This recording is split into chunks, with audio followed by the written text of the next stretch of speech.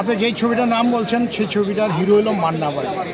সে মুসা ভাই করার পরে মান্না ভাইয়ের যতগুলি সিনেমা হয়েছে সব ছবিতে আমার ডাকছে যে আমি ওই ছবিতে নাকি ভালো অভিনয় করছি আর কি।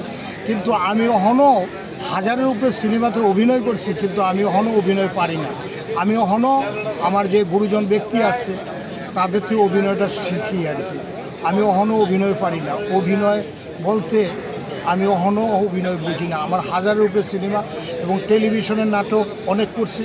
আমার টেলিভিশনের নাটকের ওস্তাদ হয়েছে আব্দুল্লাল মামুন, আর সিনেমায় ওস্তাদ জাহাঙ্গীর আলম হাত ধরে আমি আসছি।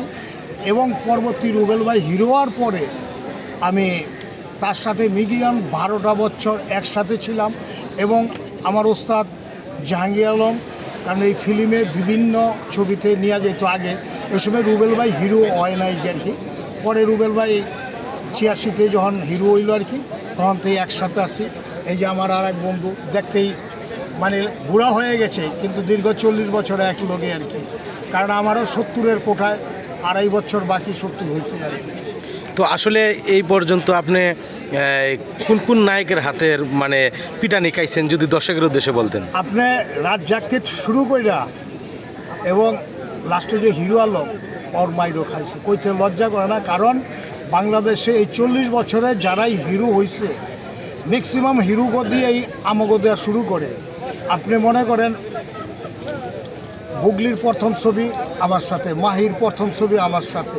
তা বাদে আজকে একটা কথা বলে দেই, একটা ছবি ছিল অ্যাবকলির চৌধুরী পয়সা জসিম সাহেবের ওয়াইফ, এই পপুলারে শুটিং করছি। ছবির নাম ছিল পয়সা। নাসরিন নায়িকা। ওই সময় ফিল্ম সাদা কালো হয়তো আংশিক রঙিন, কারণ ইতিহাস বললে শেষ হবে না। কারণ মানুষের আস্তে আস্তে জানুক আর কি, বুঝছেন। ওখান তো আগে 40 বছর আগে যা করছি ওখানে 12 বছরের ছেলে ওইটা যাই না যেতেছে আর কি, বুঝছেন।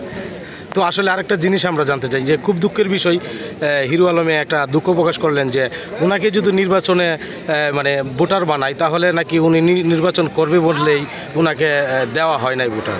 এটা সম্পূর্ণ মিথ্যা কথা। ও ফর্ম কিনছে, ও কি ফর্ম কিনছে? যদি ফর্ম কিনা এটা জমা দিত তাহলে সেনাই হইতো। আমি জানি না ফর্ম কিনছে কি না।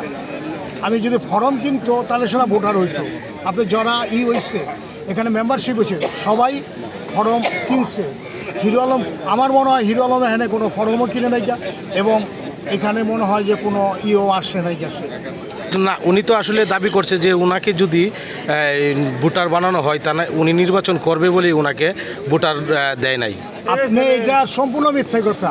ওনার থেকে বহুত ছোট, মানে আমি বলে দিই, ওনার থেকে ছোটো শিল্পীরাও এবার ইলেকশনে দাঁড়াইছে। ওনার থেকে ছোটো শিল্পীরাও ইলেকশনে দাঁড়াইছে। আমি বড়দের কথা বললাম না।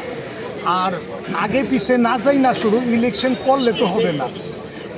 উনি যেই মাইকটা খাইছে এই মাইকটাই আর কি এই 2-3টা ইলেকশন করবার লিগা আর বড় বড় কথা বলবার লিগা তার জীবনে শিল্পী নামের কলঙ্ক হয়েছে হিরো আলম।